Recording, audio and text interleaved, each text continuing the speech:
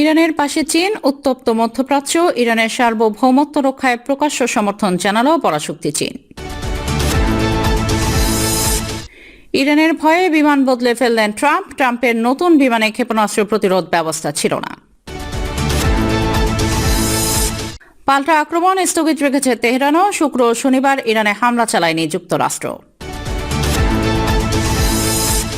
Saudi আরবে চরম হামলা, বিপদে প্রিন্স। এবং সর্বশেষ জানাবো, ভারতে বাংলাদেশি আখ্যা দিয়ে মুসলিম দম্পতিকে রাস্তায় ফেলে মারধর। দর্শক, শুনছিলেন সংবাদ শিরোনাম, এখন জানিয়ে দেব বিস্তারিত সংবাদ। তবে তার আগে অনুরোধ থাকবে, এই ভিডিওটিতে একটি লাইক দিন এবং কমেন্ট করে জানিয়ে দিন আপনি কোথা থেকে বা কোন জেলা থেকে আমাদের সংবাদ শুনছেন এবং দেখছেন।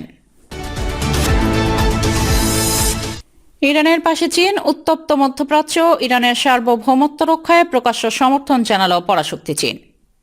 মধ্যপ্রাচ্যের ভূরাজনীতিতে নতুন মোড়, ওয়াশিংটন বনাম তেহরান দ্বৈরথ এবার সরাসরি ইরানের পাশে দাঁড়িয়েছে বেইজিং। সাংহাই সহযোগিতা সংস্থার বৈঠকে ইরানের সার্বভৌমত্ব ও জাতীয় মর্যাদার প্রতি অবিচল সমর্থন পুনর্ব্যক্ত করেছে চীন। একই সঙ্গে ইসলামাবাদের ঐতিহাসিক যুদ্ধবিরতি চুক্তিতে ফেরার তাগিদ দিয়েছেন চীনা পররাষ্ট্রমন্ত্রী ওয়াং ই। এই জোটবদ্ধ অবস্থান কি যুদ্ধের দামামা থামাতে পারবে? কিরগিজানের চোপনাতা শহরে সাংহাই সহযোগিতা সংস্থা বা এসিওর পররাষ্ট্রমন্ত্রীদের বৈঠকের সাইডলাইনে মিলিত হল চীন ও ইরানের দুই শীর্ষ কূটনীতিক। মধ্যপ্রাচ্যে যখন নতুন করে সংঘাতের মেঘ জমছে, ঠিক তখন বেইজিংয়ের এই অবস্থানকে অত্যন্ত তাৎপর্যপূর্ণ মনে করছে বিশ্ব সম্প্রদায়। Islamic Republic news agency IRNA জানায়, বৈঠকে চীনা পররাষ্ট্রমন্ত্রী ওয়াং ইরানের সার্বভৌমত্ব, নিরাপত্তা এবং জাতীয় মর্যাদা রক্ষায় বেইজিংয়ের পক্ষ থেকে দৃঢ় সমর্থনের কথা পুনর্ব্যক্ত করেছেন। গত কয়েক সপ্তাহ ধরে পশ্চিম এশিয়ায় যে উত্তেজনা তৈরি হয়েছে তা নিয়ে গভীর উদ্বেগ প্রকাশ করেছে চীন। গ্লোবাল টাইমস বলছে, পররাষ্ট্রমন্ত্রী ওয়াং ইসলামাবাদের সমঝোতা স্মারককে একটি গুরুত্বপূর্ণ কূটনৈতিক অর্জন হিসেবে বর্ণনা করেছেন। তিনি মনে করেন, এই সমঝোতা ইরান সহ ওই অঞ্চলের মানুষের দীর্ঘমেয়াদী শান্তি ও স্থিতিশীলতার আকাঙ্ক্ষাকে ধারণ করে। তাই আলোচনার মাধ্যমে অর্জিত এই অগ্রগতি কোনোভাবেই হাতছাড়া করা উচিত হবে না বলে মন্তব্য করেন তিনি। বৈঠকে ইরানের পররাষ্ট্রমন্ত্রী আব্বাস আরাকচি স্পষ্ট করেছেন যে তার দেশ যুদ্ধের বিস্তার চায় না। পশ্চিম এশিয়া নিউজ এজেন্সি বা ওয়ানা জানায়, আরাকচি বর্তমান পরিস্থিতির জন্য সরাসরি যুক্তরাষ্ট্রকে দায়ী করেছেন। তিনি বলেন, হরমুজে যে অস্থিরতা তৈরি হয়েছে তা মূলত যুক্তরাষ্ট্রের চুক্তিভঙ্গ এবং তেহরানের উপর অনৈতিক হামলার ফল। তবে বেইজিং এর শান্তিকামী অবস্থানকে স্বাগত জানিয়ে তিনি আশা প্রকাশ করেন, চীনা এই উত্তেজনা প্রশমনে কার্যকর ভূমিকা পালন অব্যাহত রাখবে।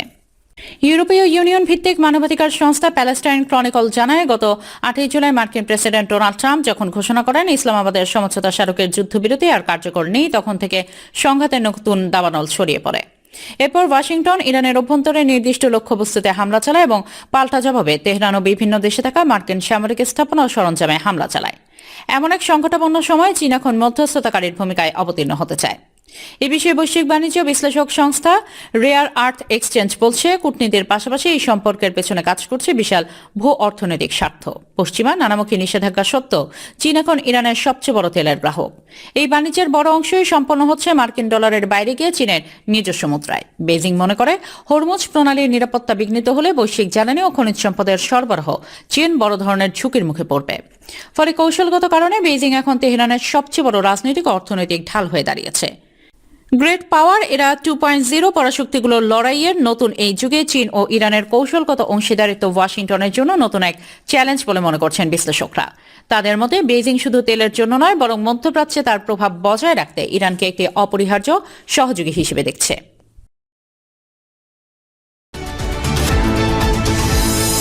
ইরানের ভয়ে বিমান বদলে ফেললেন ট্রাম্প, ট্রাম্পের নতুন বিমানে ক্ষেপণাস্ত্র প্রতিরোধ ব্যবস্থা ছিল না। নেটো সামিট চলাকালীন তুরস্কে বড়সড় বিপদের মুখে পড়েছিলেন মার্কিন প্রেসিডেন্ট ডোনাল্ড ট্রাম্প। মার্কিন গোয়েন্দা সূত্রের খবর অনুযায়ী, ইরানের প্রক্সি ফোর্সের পক্ষ থেকে সরাসরি ট্রাম্প এবং তার বিমানকে লক্ষ্য করে এক মারাত্মক হুমকি আসে। এই চরম গোপনীয় তথ্যের পরে নড়েচড়ে বসে সিক্রেট সার্ভিস। ঘটনার সূত্রপাত তুরস্কের আঙ্কারায় চলমান নেটো সামিটকে কেন্দ্র করে। সেখানে যোগ দিতে মার্কিন প্রেসিডেন্ট ডোনাল্ড ট্রাম্প উড়ে গিয়েছিলেন সদ্য কাতার থেকে উপহার হিসেবে পাওয়া নতুন বোয়িং 741-78 বিমানে চেপে। কিন্তু আকস্মিক এই হুমকির খবর প্রকাশ্যে আসতেই পরিস্থিতি নাটকীয় মোড় নেয়। সিক্রেট সার্ভিসের পক্ষ থেকে ট্রাম্পকে করা নির্দেশ দেওয়া হয় নতুন বিমানটি ছেড়ে অবিলম্বে পুরনো এয়ারফোর্স ওয়ান বিমানে দেশে ফিরে যাওয়ার জন্য। যদিও হোয়াইট হাউসের প্রাথমিক বক্তব্যে বিমান বদলের বিষয়টিকে সম্পূর্ণ রুটিন ওয়ার্ক বলে ধামাচাপা দেওয়ার চেষ্টা করা হয়েছিল। তবে আসল রহস্য এবার ফাঁস হয়েছে। জানা গেছে সুনির্দিষ্ট ওই হুমকিটি কেবল ওই নতুন বিমানের উপর নয়, বরং স্বয়ং ডোনাল্ড ট্রাম্প এবং তিনি যে বিমানেই সফর করবেন তার উপরই কেন্দ্রীভূত ছিল। তবে এই হুমকির নেপথ্যে ছিল সম্পূর্ণ অন্য এক উত্তেজনা। কিছুদিন আগে ইসরায়েলের পক্ষ থেকে ট্রাম্পকে হত্যার উদ্দেশ্যে ইরানি ষড়যন্ত্রের আরেকটি তথ্য ওয়াশিংটনের সঙ্গে শেয়ার করা হয়েছিল। যদিও মার্কিন প্রশাসনের একাংশ সেই ইসরায়েলি গোয়েন্দা তথ্যকে কিছুটা সন্দেহের চোখে দেখেছিল, কারণ তাদের ধারণা ছিল আমেরিকার তরফ থেকে ইরানের বিরুদ্ধে সামরিক পদক্ষেপ তীব্র করার জন্য এই ফাঁদপাতা হতে পারে। সামিট চলাকালে নিজেই নিজের জীবনের ঝুঁকি নিয়ে মুখ খুলেছিলেন মার্কিন প্রেসিডেন্ট। এক সাক্ষাৎকারে ট্রাম্প স্পষ্ট ভাষায় জানান তার শত্রুরা সবসময় মার্কিন শীর্ষ নেতাকে দুনিয়া থেকে সরিয়ে দিতে চায় এবং তিনি নিজেই সেই তালিকার একেবারে শীর্ষে রয়েছেন। তার মধ্যে এতদিন কিছুটা ভাগ্যের জোরেই হয়তো তিনি বেঁচে আছেন, কিন্তু সেই ভাগ্য কতদিন সঙ্গ দেবে তা অনিশ্চিত। এদিকে সিক্রেট সার্ভিসের ডিরেক্টর সন কোরান মার্কিন সংবাদ মাধ্যমকে জানিয়েছেন যে বর্তমান রাজনৈতিক পরিস্থিতিতে শীর্ষ নেতাদের জীবনের উপর হুমকি নজিরবিহীন পর্যায়ে পৌঁছেছে। তার দীর্ঘ 24 বছরের ক্যারিয়ারে এমন বিপজ্জনক ও অস্থির নিরাপত্তা পরিবেশ তিনি কখনোই দেখেননি।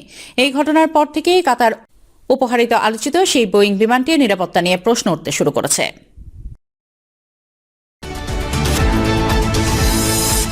পাল্টা আক্রমণ স্থগিত রেখেছে তেহরানও। শুক্র ও শনিবার ইরানে হামলা চালায়নি যুক্তরাষ্ট্র। পাল্টাপাল্টি সামরিক অভিযানের পর গেল দুদিন ইরানে হামলা চালায়নি যুক্তরাষ্ট্র। পাল্টা আক্রমণ স্থগিত রেখেছে তেহরানও। তবে সাময়িক বিরতির মাঝে শঙ্কা জাগাচ্ছে নেতানিয়াহুর ওয়াশিংটন সফর। ট্রাম্পের সাথে তার বৈঠকের পর পরবর্তী মার্কিন পদক্ষেপ কি হয় সেদিকে নজর রাখছে এরা। ইরানে নতুন করে বড় ধরনের সামরিক অভিযান চালানোর যে ছক প্রেসিডেন্ট ডোনাল্ড ট্রাম্প এঁকেছিলেন তা থেকে আপাতত নাটকীয়ভাবে পিছু হটতে বাধ্য হয়েছে হোয়াইট হাউস। তবে কোনো কূটনৈতিক সৌজন্য থেকে নয়, বরং নিজেদের চরম সামরিক সীমাবদ্ধতায় ট্রাম্পকে এই সিদ্ধান্ত নিতে বাধ্য করেছে। নিউ ইয়র্ক টাইমসের বিশ্লেষণ বলছে ইরানের বিরুদ্ধে পুরোদমে যুদ্ধ চালিয়ে যাওয়ার ক্ষেত্রে ওয়াশিংটনের সামনে সবচেয়ে বড় দেয়াল হয়ে দাঁড়িয়েছে পেন্টাগনের নিজস্ব সমরাস্ত্রের মারাত্মক ঘাটতি। পেন্টাগনের কাছে থাকা ইন্টারসেপ্টর ক্ষেপণাস্ত্র এবং অন্যান্য বিশেষ গোলাবারুদের মজুদ আশঙ্কাজনক হারে কমে এসেছে। তাছাড়া ট্রাম্প ও তার শীর্ষ উপদেষ্টারা বুঝতে পেরেছেন যে ইরানে আঘাত হানা মানে পুরো মধ্যপ্রাচ্যে এক অনিয়ন্ত্রিত দাবানল জেলে দেয়া। মিত্রদের রক্ষা করতে না পারলে বা তাদের নিরাপত্তা ঝুঁকিতে ফেললে উপসাগরীয় দেশগুলোর সাথে যুক্তরাষ্ট্রের দীর্ঘদিনের কৌশলগত সম্পর্কে বড় ধরনের টানাপোড়েন ও ফাটল সৃষ্টি হবে। যুক্তরাষ্ট্রের এমন পদক্ষেপে তেহরান ও মধ্যপ্রাচ্যে মার্কিন লক্ষ্যবস্তু তাদের সহযোগীদের উপর পাল্টা সামরিক হামলা আপাতত স্থগিত করেছে। তবে থমথমে পরিস্থিতির মধ্যেই নতুন শঙ্কা হয়ে দাঁড়িয়েছে ইসরায়েলের প্রধানমন্ত্রীর ওয়াশিংটন সফর।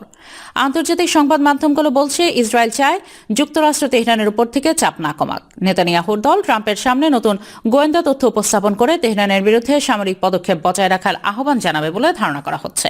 তবে এ নিয়ে কঠোর অবস্থানে ইরানও। দেশটি সতর্ক করে জানিয়েছে যুক্তরাষ্ট্র যদি কূটনৈতিক সমঝোতার পথ ছেড়ে নেতানিয়াহুর প্রয়োজনে পড়ে পুনরায় হামলা শুরু করে তার খেসারত পুরো অঞ্চলকে দিতে হবে। এদিকে হরমুজ প্রণালী চলাচলের উপযোগী রাখা নিয়ে ওমানের মধ্যস্থতায় ইরান ও যুক্তরাষ্ট্রের মধ্যে পরোক্ষ আলোচনা ও যোগাযোগ শুরু হয়েছে। সৌদি আরবে চরম হামলা, বিপদে প্রিন্স। আকাশ চিরে সৌদির বুকে আছড়ে পড়েছে ইয়েমেনের ড্রোন। মুহূর্তের মধ্যেই বিকট বিস্ফোরণে কেঁপে উঠেছে মরুর রাজ্য। দাও দাও আগুনে গ্রাস হয়েছে সৌদি আরবের দুটি কৌশলগত আরামকো তেলের স্থাপনা। রাতের আকাশ রক্তিম করে ওঠা সেই আগুন যেন মধ্যপ্রাচ্যের নতুন যুদ্ধ অধ্যায়ের ঘোষণা। ইরানি মিত্রগোষ্ঠীর দাবি এ কেবল একটি হামলা নয়, এটি প্রতিশোধের সূচনা। তারা বলছে সৌদিকে বেইমানির প্রতিটি জবাব দেওয়া হবে আরো ভয়ঙ্কর আঘাতে। শুধু তেল স্থাপনা নয়, এবার হুমকির মুখে বাবেল মান্দেব প্রণালীও। হরমুজের পর বিশ্বের আরেকটি গুরুত্বপূর্ণ জ্বালানি পথ অগ্নিগর্ভ হয়ে উঠলে বৈশ্বিক অর্থনীতি থেকে শুরু করে গোটা মধ্যপ্রাচ্যকে ঘিরে তৈরি হতে পারে নতুন এক ভয়াবহ সংকট। এবার ইরানের যুদ্ধের আগুন পৌঁছে গেছে সৌদি আরবের জ্বালানি অবকাঠামোর কেন্দ্রবিন্দুতে।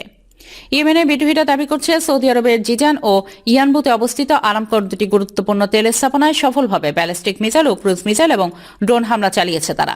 শুধু তাই নয়, এই হামলাকে হুদায়দা বন্দর ও কামরান দ্বীপে চালানো সাম্প্রতিক বিমান হামলার সরাসরি প্রতিশোধ বলেও ঘোষণা দিয়েছে গোষ্ঠীটি।